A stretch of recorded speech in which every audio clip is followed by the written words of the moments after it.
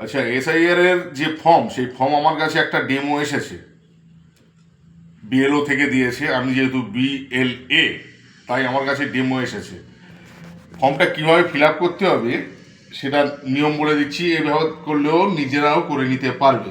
প্রথমে ফর্মটা এইভাবে দেখতে হবে। প্রথমে এখানে যেটা আছে, উপরে যেটা হবে 2025, এটা 2025।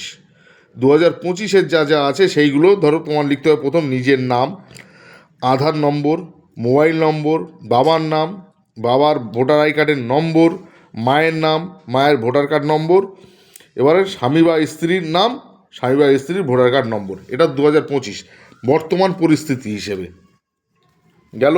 এখানে একটা ছবি মারতে হবে, রঙিন ছবি।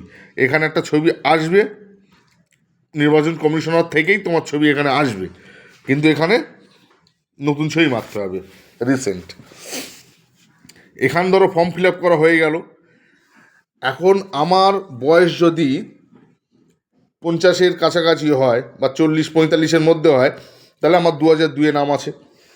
2002-এ নাম থাকলে এই জায়গায় আমার সেই নামটা ফিল আপ করতে হবে। 2002-এ ভোটার কার্ডে যে নাম আছে সেই নাম লিখতে হবে। সেই নাম যদি ভুলও হয়, এখানে ভুলেই লিখতে হবে, এখানে কোনো কারেকশান হবে না। বা এটার ক্ষেত্রেও তাই, যদি ভোটার আই কার্ডে নাম ভুল থাকে, এখানে ভুলেই লিখতে হবে, সোজা লেখা যাবে না। এটার ক্ষেত্রে তাই, যদি 2002-এ আমার নাম থেকে থাকে, তাহলে আমার এখানে যা যা ভোটার আই কার্ডে ছিল সেইগুলো সব আমি বসিয়ে দিলাম। 2002-এ ধরো আমার নাম ছিল না, আমার বয়স 40-এর নিচে, তাহলে নিশ্চয়ই আমার বাবার ছিল। যদি বাবার না থাকে মা, মা না থাকলে দাদু, দাদু না থাকলে দিদা, অথবা নানা নানি, যাই থাক, তার সঙ্গে এখানে ম্যাপিং করাতে হবে। এটা তাদের সঙ্গে ম্যাপিং করানো, পরিবারের কারো নাম থাকলে তার সঙ্গে এখানে ম্যাপিং করাতে হবে। সে সম্পর্কে কী হয় সেটা তোমার বোঝাতে হবে। বোঝানো হয়ে যাওয়ার পরে এখানে তোমার সই করতে হবে। এই জায়গাটায় এখানে সই করতে হবে। নিজের সই ছাড়া একটাও ফর্ম জমা হবে না, সই করতে হবে।